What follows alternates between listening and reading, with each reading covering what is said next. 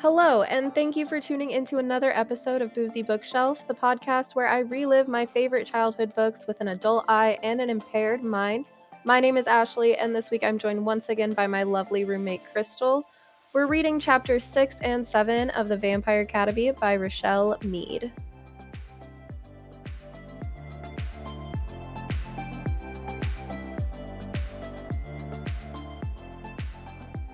This week, I feel like we got a lot of information just shoved into our brains really quick. So I'm going to just kind of go over what happened in these chapters and then we'll talk about it. So chapter 6 starts out with Rose going into Kurova's office and asking if she's allowed to go to church. She isn't religious, but she knows that church will be the opportunity to hang out with Lissa, and she's still on probation and not allowed to have any fun at all. Kurova grants her permission, even though she doesn't believe Rose's story about finding Jesus. Rose notices Christian and Dimitri at the service. She says that Dimitri looks deep in thought and wonders if he's actually paying attention. Rose zones out for most of church, but then one thing does draw her attention back in. The priest is talking about the school's namesake, Saint Vladimir. He describes how Saint Vladimir could heal the sick, but that he struggled with mental issues. He briefly mentions shadow-kissed Anna before ending the sermon, and Rose finds him after church to ask for more information about her. The priest tells Rose that he doesn't know what shadow kiss means and gives her a book that might have more information on Anna. Rose leaves the church and finds Lissa talking to Aaron. They're gossiping about two guardians that want to get married. Apparently this is unheard of, and then Rose gives us more details on how the Moroi and the Dampiers intermingle. We learn that the Dampiers are the result of Moroi mating with humans in history. Dampiers are half human, half vampire. Because of this, the Dampiers are not able to mate with each other. Dampiers can only reproduce with a Moroi.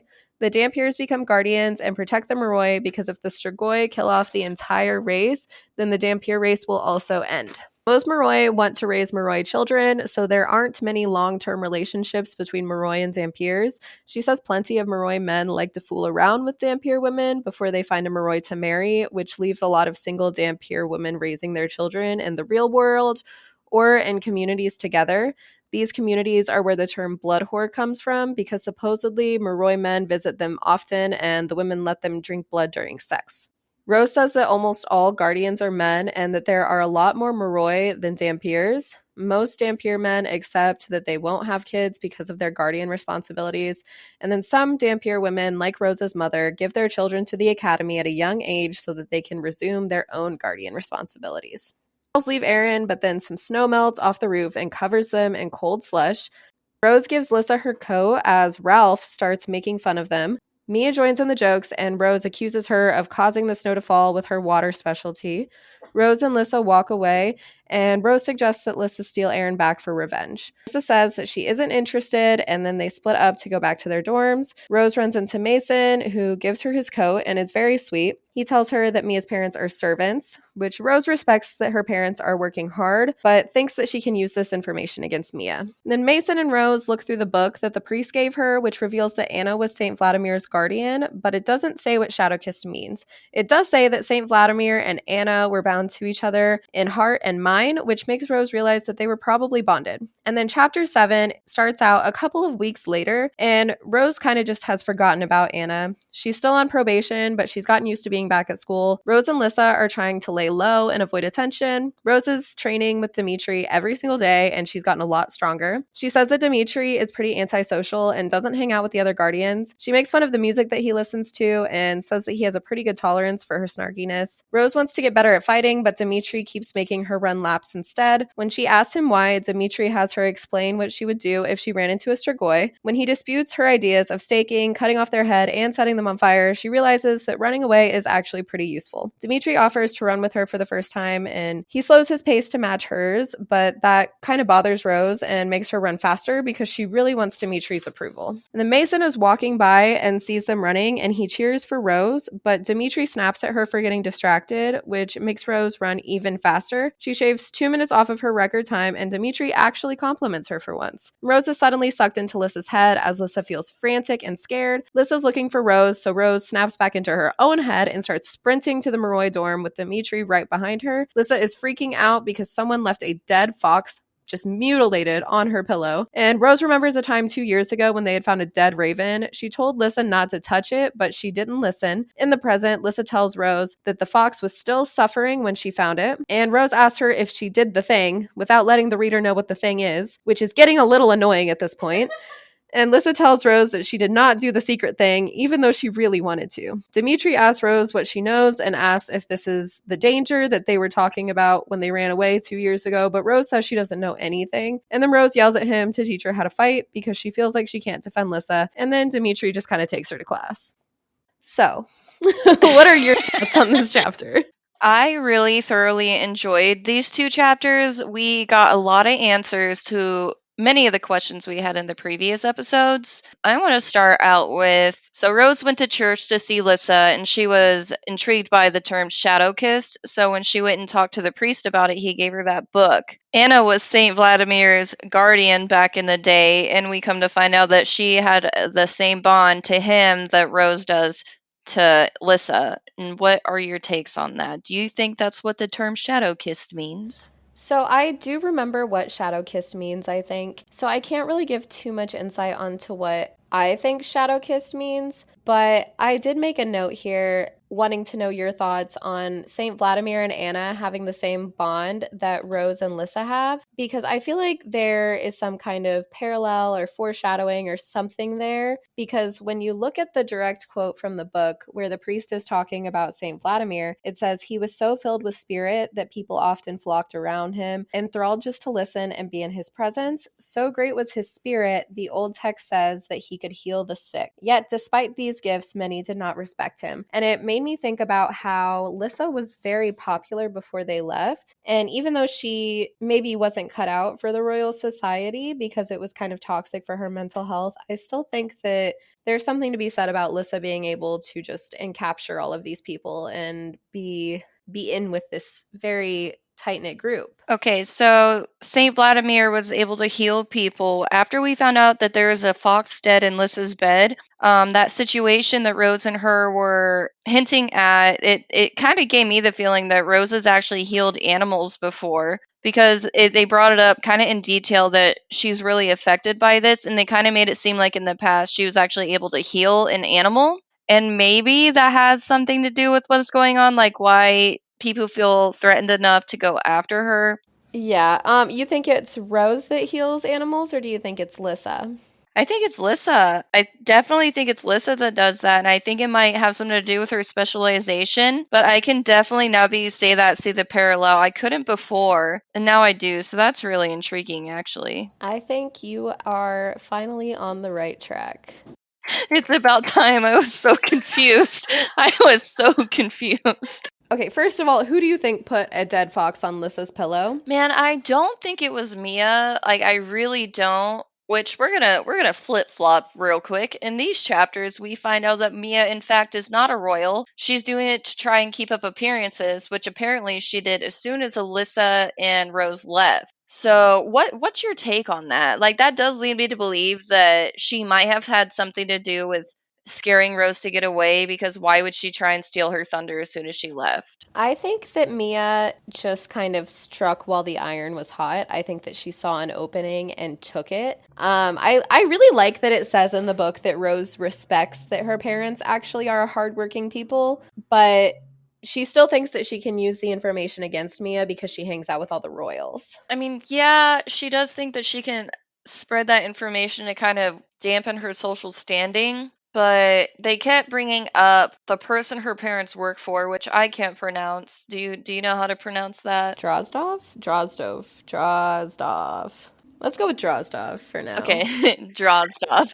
Mason's parents also work for Drozdov, so the fact that they name dropped him a couple times in this chapter leads me to also believe that maybe he has something to do with this. Like, perhaps Mia knows something because her parents work for Drozdov. That's definitely possible. I feel like that I feel like her parents and their standing will become important at some point. I feel like maybe not even in this book, but at some point, I feel like at some point Mia is going to have character development because if she comes from like a hardworking family and Rose makes it a point to say that she respects that, I feel like there's going to be some sort of like confrontation and then a resolution and then they're all just going to be friends or something. I feel like Mia's definitely going to have character development at some point, but I don't think it's in this book. Yeah, I can see that. I was actually very happy to finally get the definition of blood whore. Apparently, they are Dampiers who have sex with Moroi, but while they're doing the dirty, they let the Moroi suck their blood. What are your takes on that? I'd be a blood whore. I mean, I would too. The adrenaline rush from the Moroi during the dirty, that kind of sounds like a good Friday night. That sounds like a good Friday night. Yeah, no, I think that they gave these women that choose to raise their own children rather than devoting their life to other people, basically just doing what they need to do for their own happiness, which is completely respectable. I feel like they needed a reason to look down on these women. And so they just gave them this dirty term because they chose to put themselves and their families before the Moroi. Yeah, they do say that most guardians are men due to being focused on protecting the Moroi, so it's more so the female's reputation to mate with the Moroi.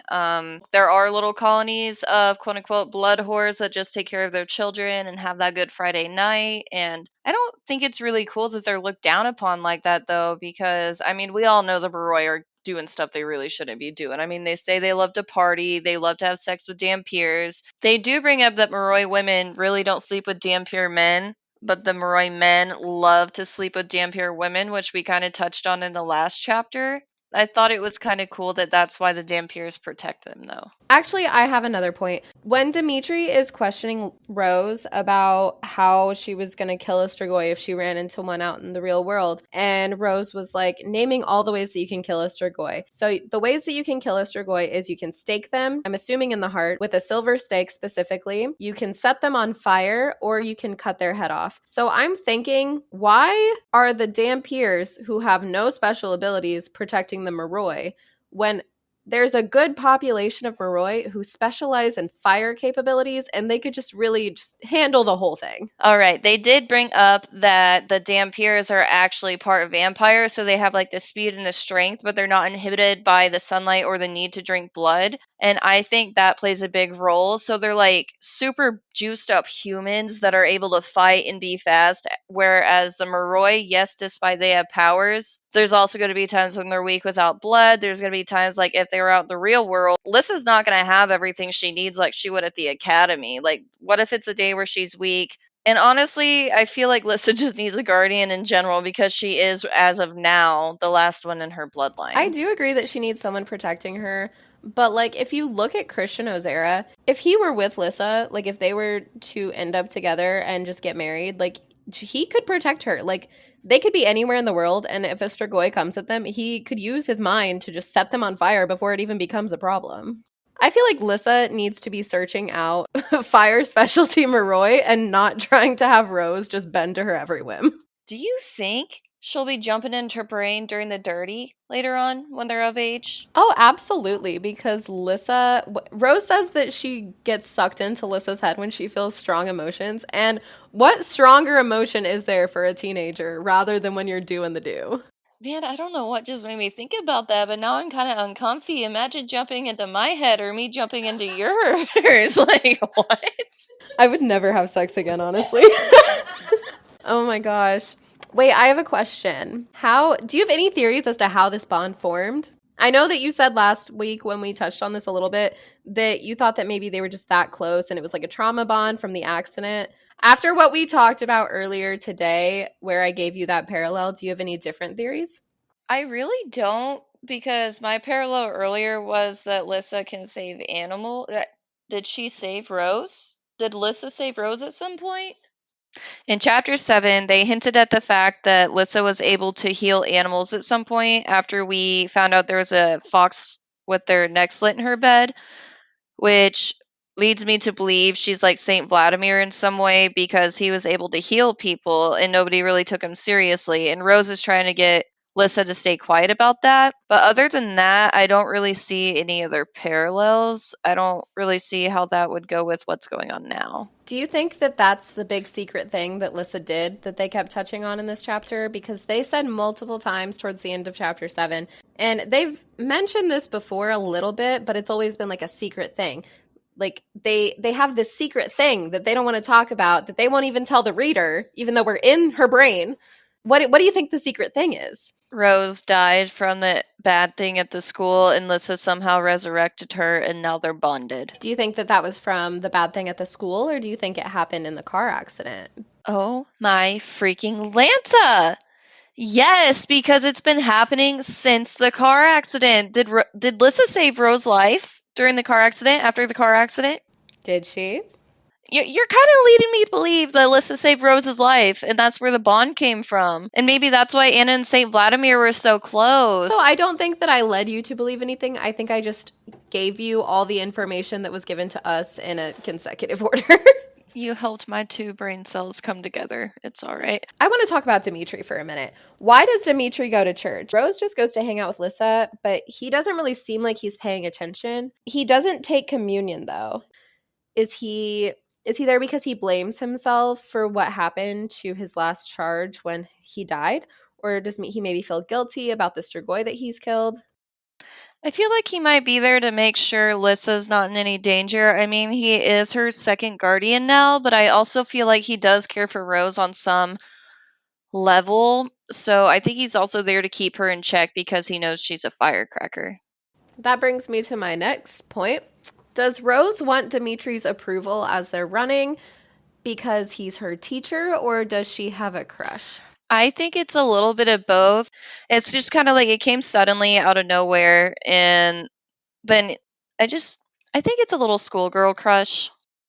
Yeah, I feel like she definitely recognizes that he's attractive. That's one of the first characteristics that we got of Dimitri in chapter 1 was that he was tall and attractive. I feel like she recognizes the initial attraction, but she probably wants his approval as a mentor and a possible coworker in the future. But I feel like there is a little bit behind that attraction where she just, when you have just a sense that like someone could possibly be into you, and so you like try a little bit harder to be a little bit more cool. I feel like that's what Rose is doing. What did you think about him getting upset when she got a little distracted by Mason?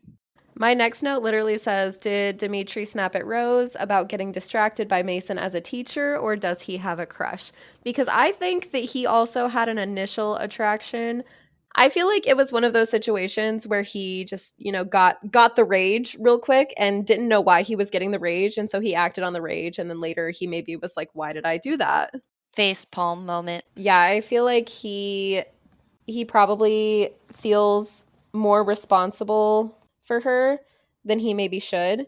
I feel like he at this point is trying to keep her away from her old lifestyle because she was kind of like a party girl and she likes to flirt with all the guys, and maybe he's trying to kind of keep her in check. And I honestly don't know.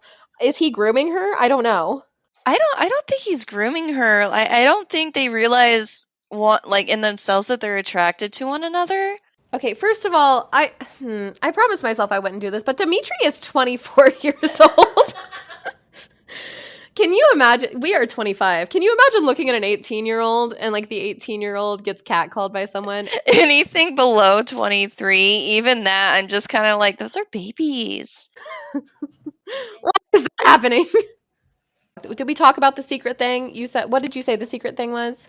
I think the secret thing is that Lissa saved Rose during the car accident. Yeah, I think that we did talk about that. Okay, so my next thing that I wrote down in all capitals says, what was the danger at the school? We are 8 chapters in. At this point, I'm not really sure what that big, bad, scary thing is. I'm kind of thinking it's just Casper the scary ghost because they keep hinting at it, and it's so bad and so scary, but we have no idea. Do you think the secret thing and the danger thing are the same thing? I think they have something to do with one another. I don't think they're the same. Do you have any theories as to what the danger thing is? I think after the car accident and Lissa saved Rose, they realized it wasn't just a car accident. They were trying to get rid of Lissa's bloodline. I'm not sure what that could be yet, but I think they go with one another in that aspect. Okay, that's a good theory. Okay, I actually only have one more note about these two chapters, and I wanted to know how you feel about the way that Dampiers and Moroi intertwine. I know we talked a little bit about how the Dampiers need the Moroi to survive and to keep their race alive, but I want to talk about the societal differences. It's almost like a class system in my mind.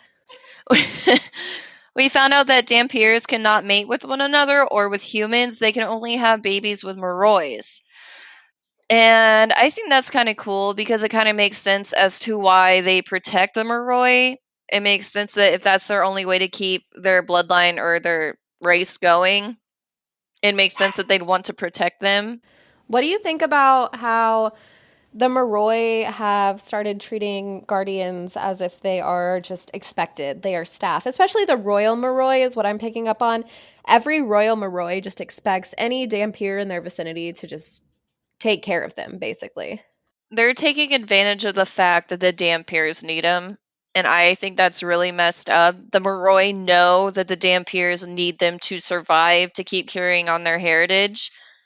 And I don't think that's cool, but if you look at real life history, it's definitely been a thing throughout the years. And I really hope that the system gets flipped at some point because I really don't like it. I honestly think that that's all the notes that I have for you for these two chapters.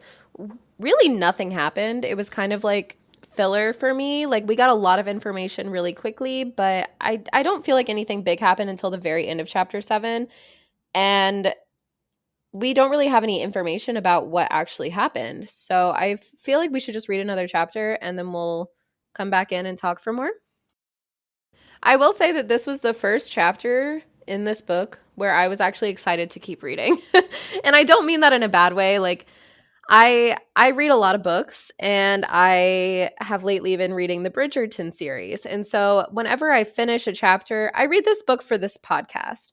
And whenever I finish a chapter, I am like, okay, good. I'm done with that. Now I can read my other book that I'm reading.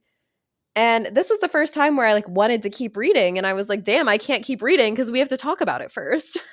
I've become illiterate over the years. And I will say, after chapter 6, I really was kind of upset that I couldn't keep reading like through chapter 8 and 9 and 10 and all the way until the end.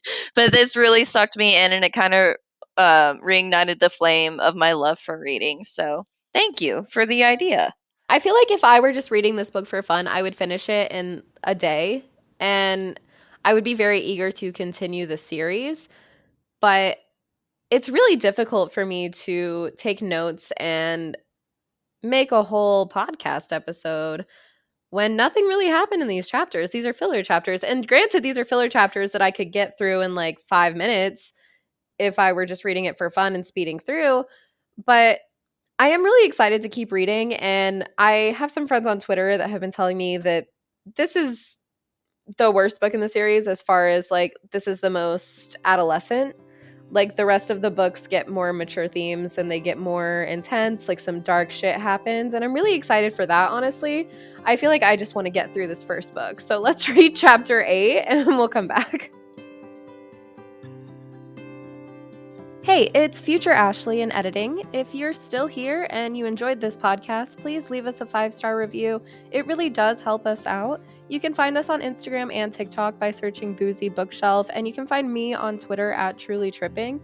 Thanks so much for listening. We actually ended up reading chapters 8 and 9 for this next section. We do talk a lot of shit about Dimitri, and I can't promise that this will be the last time that we make fun of him, but we record these podcasts in advance, and I'm already starting to warm up to him, so just stick around, and I'm sure soon we'll both fall in love with Dimitri the same way that you did. Have you seen who they casted as Dimitri for the TV show? Because I'm pretty excited about it. I did not. I didn't even know we were already at the point where we were casting people.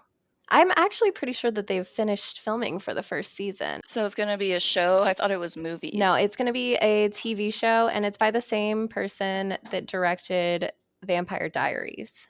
Oh my goodness, we're going to have another weekly show thing. Yeah, I think it's going to be on Peacock. Hold on, I'm sending you the actor on Teams. I want you to look at it. This is our Dimitri Belikov. The actor is not Russian. Oh, he's an attractive man, though. I definitely run some laps with that man. I like it. I I saw a lot of people upset online the actor not being Russian. You want to see Rose? Yes. So Rose is played by I think it's Sissy or Cece Stringer. I just sent you her Instagram, and she is also not the same race that she was in the books. In the books, Rose is Scottish and I like Turkish. her as Rose. I know she doesn't really match the book, but even just her Instagram, she looks like a little spunky little thing.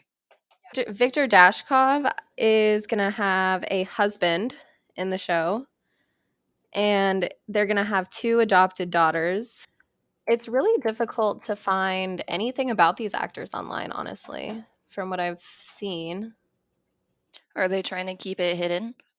I wonder if in the TV show they're going to have the same relationship of Dimitri being her mentor and like a teacher and much older, or if they're going to be like the same age.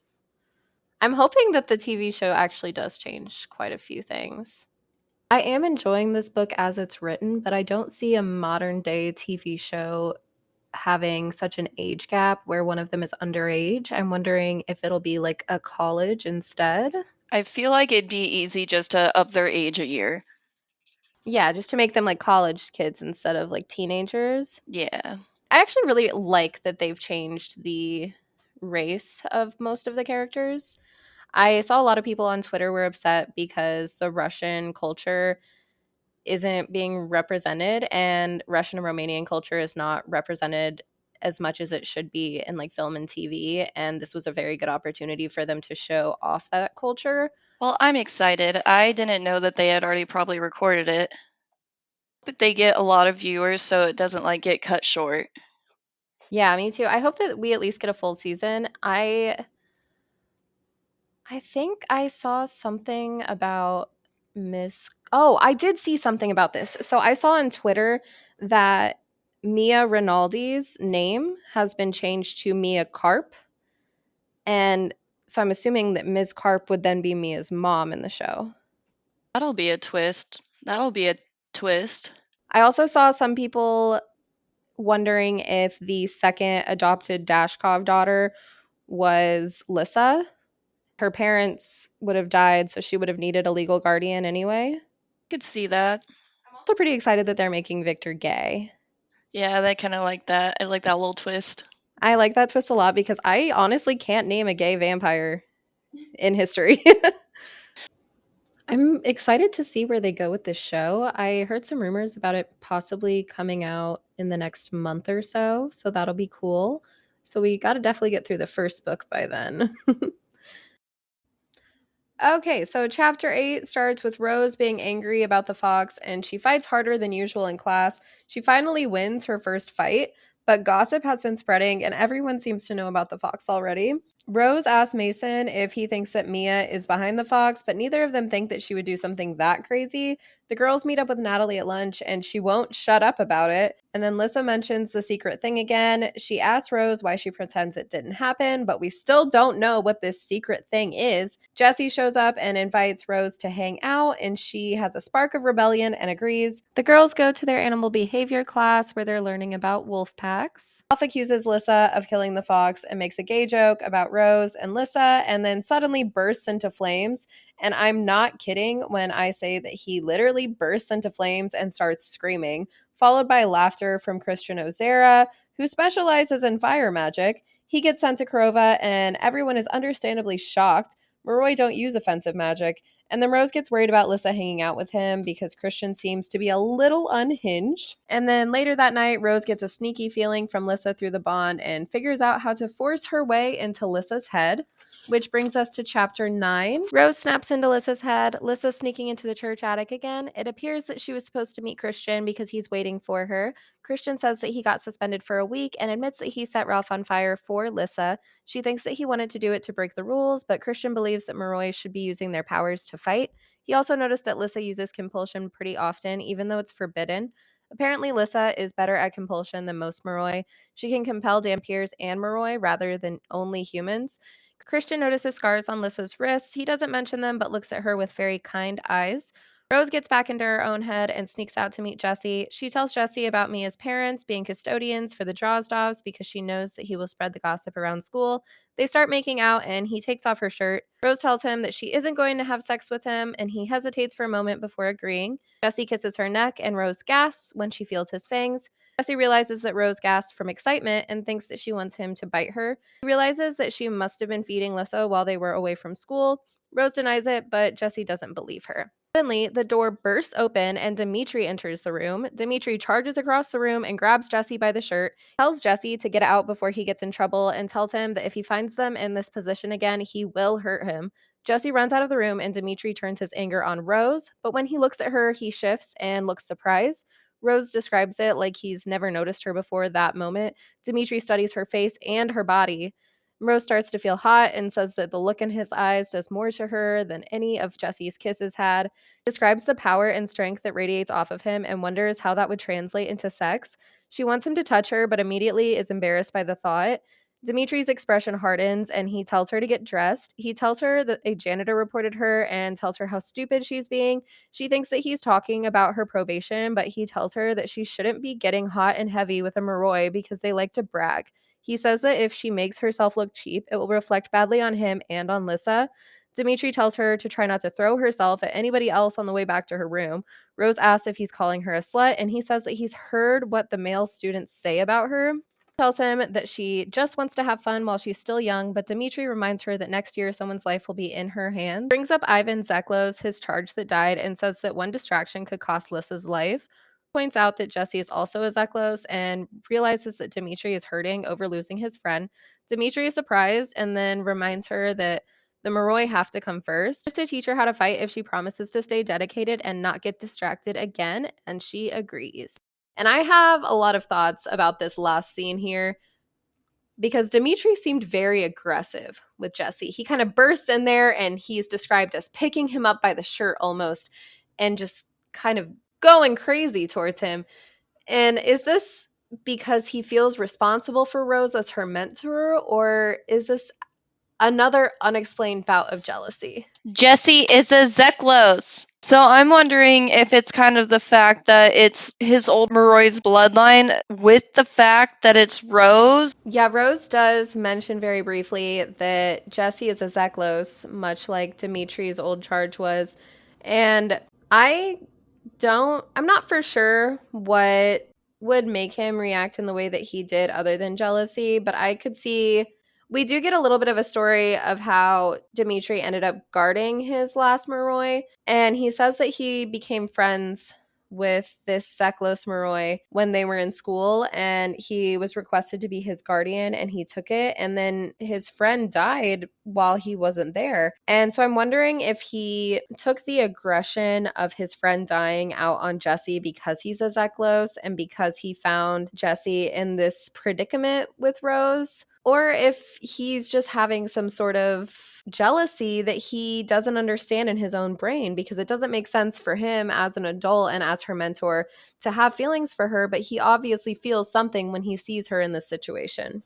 I feel like the fact that he's also a Zeklos will actually have a very big role to play in it. I'm not really sure how the two go with each other, because the fact that his last charge died, that would make you really guilty, depressed, sad, but then jealousy is a whole different monster, and I'm wondering if it's just stirring up a bunch of emotions in him that he's been running from. But I'm going to piggyback off that. While all that is going down in Dimitri's mind, Rose is sitting there wondering what it'd be like if he touched her. For a split second, she was so intrigued. Yeah, I'm a little uncomfortable by Dimitri and Rose's relationship already. It feels like she would do anything to make him respect her and be proud of her as a mentor, but she also feels a little bit of sexual tension.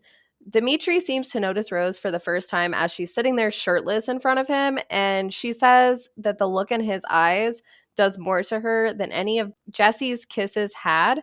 And he seems so powerful in that moment, and she wonders how that power would translate into sex.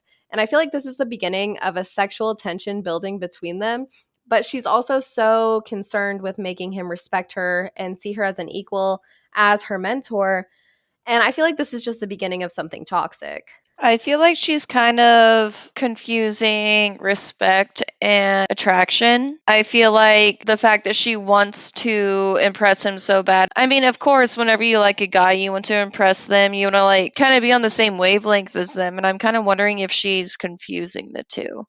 Well, I feel like this was the first time that Rose really noticed Dimitri noticing her. It seemed like he was looking at her for the first time. And it was the same day as the beginning of, I believe, chapter 7, where Rose is running with Dimitri and she realizes how much she wants his approval because they're not equals. He is her mentor, but they will be equals at some point in the future when they're both guarding Lissa. And I feel like she is just confused right now. She doesn't know if she is feeling this way because he is her mentor or if she's feeling this way because of that attraction that happened between them, that sexual tension that appeared when he saw her shirtless. And she did make a point to note that even Dimitri, in his serious guardian like way, couldn't be oblivious to the fact that like she's thick, like she's got the boobies. Like there's no way he didn't notice that. And she said that he looked at her and seemed to just be taking in her face and taking in her body and just observing her in a different way that he's never looked at her before. And it made her real tingly and it made her think about sex. And I feel like from here, it's going to be kind of a turning point for their relationship because this sexual tension is just going to keep building between them. I mean, if I were him, I would have at least taken off my shirt, jacket, anything, and given it to her to cover up her boobs. I know her shirt was right there, but it's the fact that A respectable 25-year-old mentor would probably have averted his eyes. pedophile. The fact that he looked her up and down and took in not only her face but her body after she was in that predicament really just makes me uncomfortable. I have a lot of problems with what happened in this scene, but it becomes a problem when he is looking at her and clearly giving her like it's giving lust. It's giving lust and I'm not here for it. So you read this book when you were younger. How did you feel about this scene back then? I loved Rose and Dimitri together. I thought it was hot that he was her mentor and that she wanted his approval in all these different ways and she wanted to be his equal, but they weren't equal. I don't know. I really loved it when I was in middle school, but now as a full-grown adult, I really have some problems. Yeah, I've gotten a lot of pedo vibes, as we have stated before, but I could definitely say if I was in middle school or high school reading this, it probably would have made me a little hot and bothered, to be honest.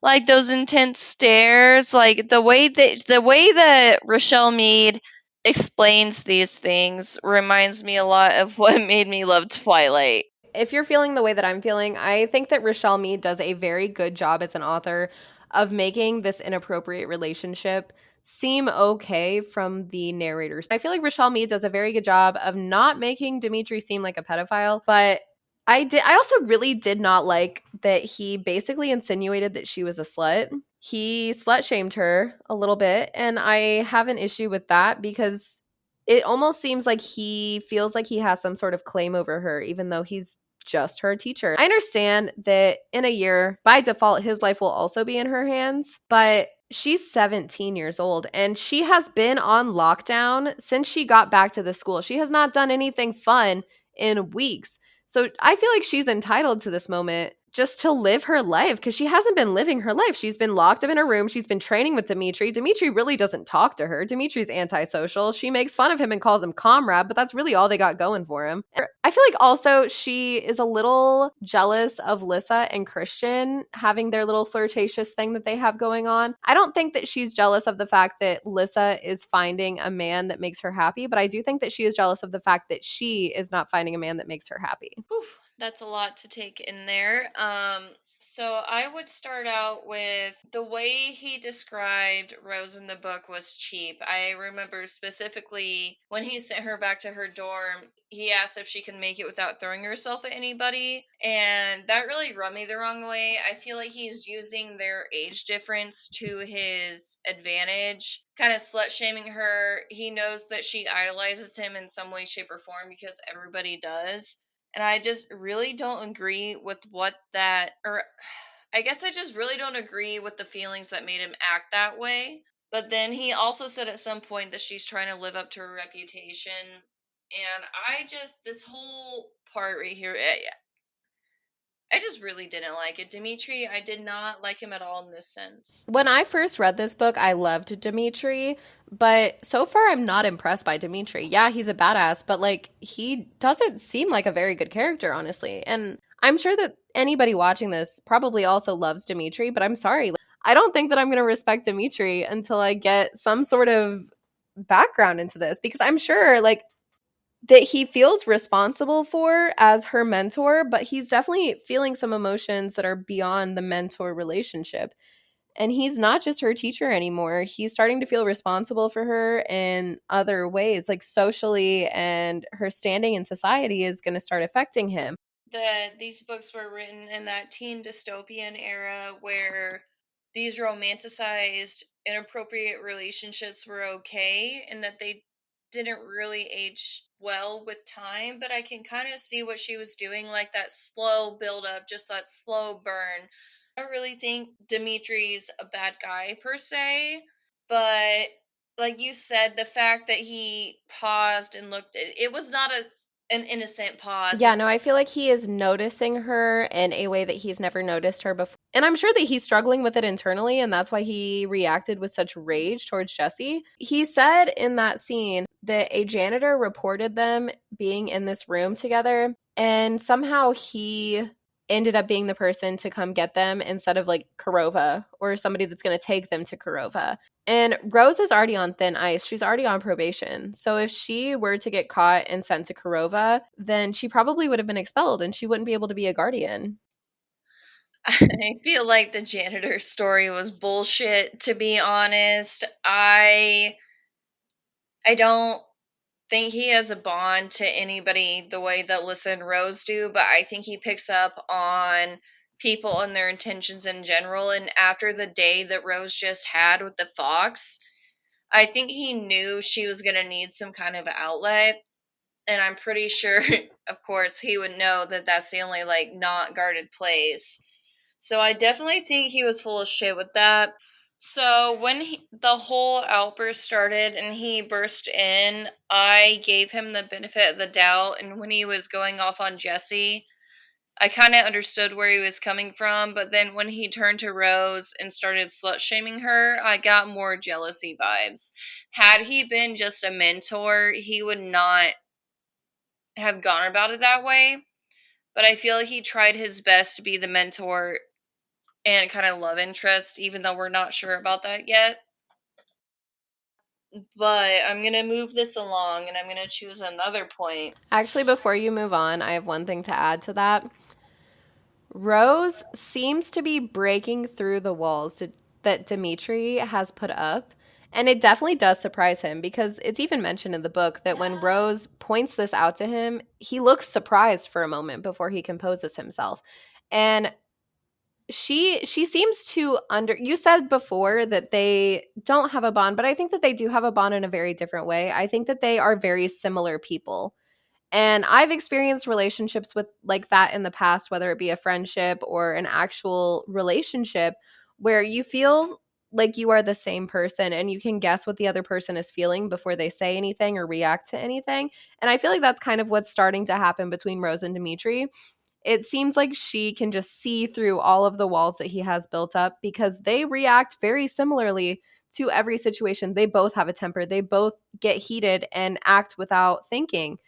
And it definitely surprises him when he realizes that she can see him when he's not trying to be seen. How antisocial would Dimitri have to be for nobody to realize that he would be sad that his friend slash Moroi died? Like, if the person I was in charge of taking care of fucking died, I don't think that it's a shock that she understood that aspect of it. I think that it's to be expected that when you lose your charge, you are obviously distressed. But I think the Guardians are just expected to deal with that. They're expected to be strong, they're expected to keep going. I think what surprised him about this is that Rose just sees him. Like she sees him and feels his emotions without him ever showing them. Because he never really showed any sadness about what happened. He always used it as a teaching point. He was always like, look, if you fuck around, this is what's going to happen. This happened to me. This is what's going to happen to you. You will lose Lissa if you fuck around. But in this scene, we see Rose be like, wait, like you're sad. Like this Just don't hurts you. approve of this relationship right now. So Richelle Mead, you got a lot of work to do for me to be okay with this. I've been told, so I'm on the Twitters, and my Twitter friends have been telling me no. It's called the Twitterverse. You got to get it right. I'm on the Bird app, and my Bird app friends have been telling me that I just got to keep reading because I've been follow me on Twitter at Truly Tripping. I tweet about Vampire Academy day and night. I'm losing followers by how much I talk about Vampire Academy. It's actually ridiculous. Oh my god, I've been told that this book is the worst as far as Dimitri and Rose go. It feels the dirtiest and it feels the most wrong. I've been told that their relationship progresses in a way where Richelle Mead kind of makes it seem justified, but I just don't see it happening. I just don't see it happening. Richelle, honey, you got a lot of work to do on this one.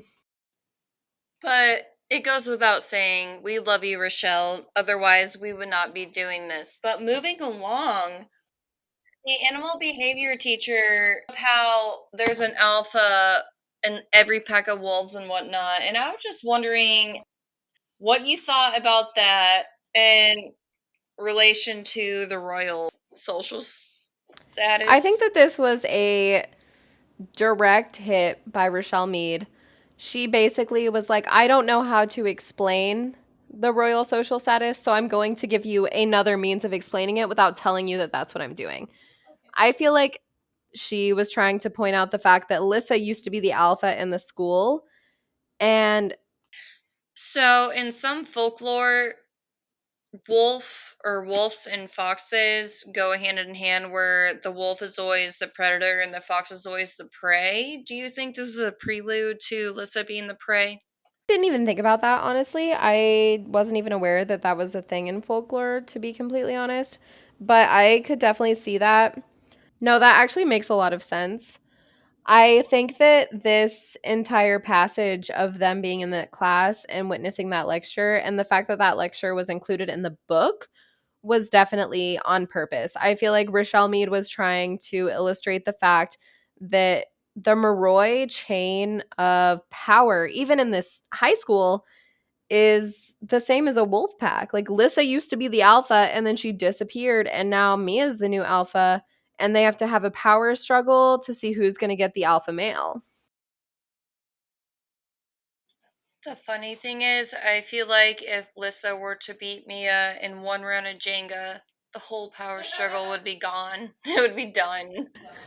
Do you remember when we were both dating Jakes? We were both dating men named Jake, and we told them that they had to play Jenga to see who could have the name Jake, and the other one had to go by a different name when we all hung.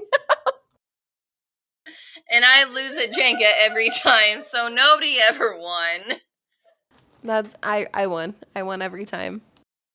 She really did, though. She's not tooting her own horn. Man, I thought I was the Jenga master. And then here came Ashley. So, But anyway, I I just have so many problems with this entire storyline of Rose and Dimitri. I don't even know where to begin. Like I've been told on Twitter that it gets better and that it gets more understandable and that we can sympathize with Dimitri. And I'm sorry if you are a Dimitri sympathizer right off the bat and you're reading this for the first time and you love Dimitri. I'm sorry, but I just don't agree right now. Granted, we are 9 chapters into the first book and this is a 6-book series with a 6-book spinoff. And I really want to like Dimitri by the end of that, but I'm going to need a lot of content and a lot of background and a lot of just feelings. I'm gonna need a lot of feelings to be okay with this. Can't get over the fact about how he's my Let's age. just move right past Dimitri being a pedophile because I don't want all of the Dimitri sympathizers to hate me. I really want to be a Dimitri sympathizer, but I'm gonna need a lot of context. Okay, so after that, we will just move it right along. I just can't get over the fact that Lissa possibly saved Rose's life. Do you think is that your official theory that that Lissa saved Rose's life? Yes, as of right now, I believe Lissa saved Rose's life. How do you think the bond happened? I'm gonna ask you again.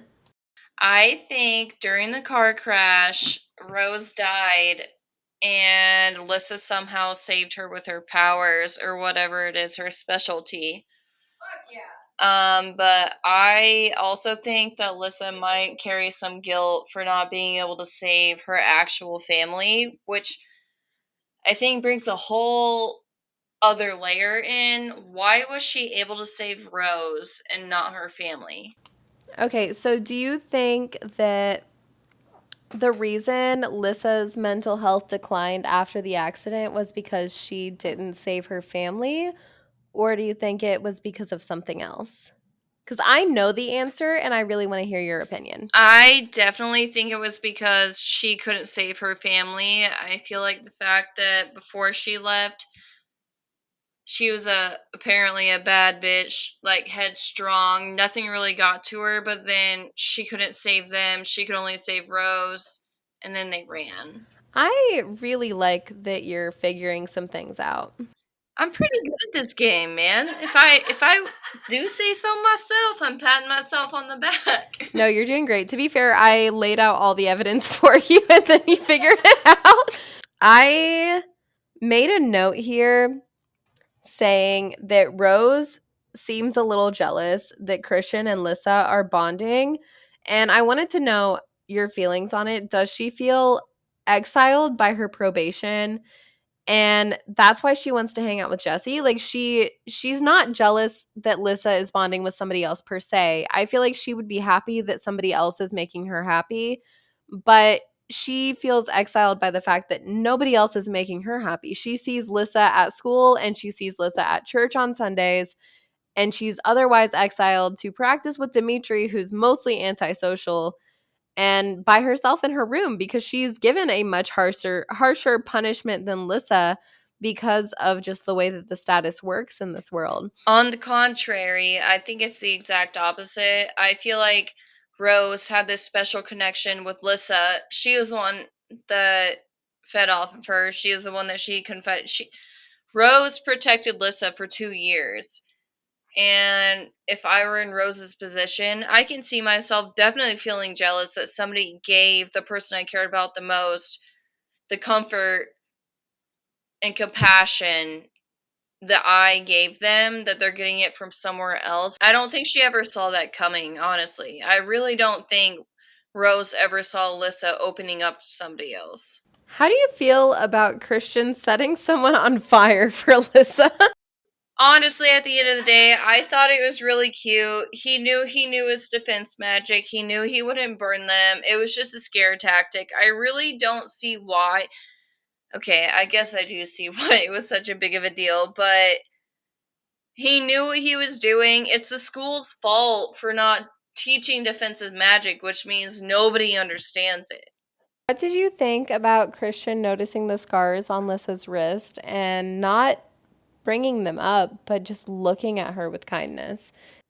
First of all, do you think that these scars are the self-harm scars that we assume they probably are as a reader? Or do you think that they're from the car accident or the dangerous thing or the secret thing? All of these things that we don't have answers to. And also, do you think that Christian is looking at her with kind eyes because he's experienced something I similar? feel like he's either sympathizing with her or he's been where she's at. He may know more than what meets the eye. I feel like maybe he's an outcast, not only because his parents are Strigoi, but he may know more than he's supposed to. I'm excited to keep reading and find out more. I don't have any more points on this chapter unless I were to just ramble about my dislike for Dimitri. Do you have anything else to add? Okay, so let's wrap up this one. Thank you guys so much for listening if you made it this far. Please reach out to us on social media if you're actually listening to this, because I'd love to hear from you. And we'll see you next Tuesday with chapter 10 through 13, I believe.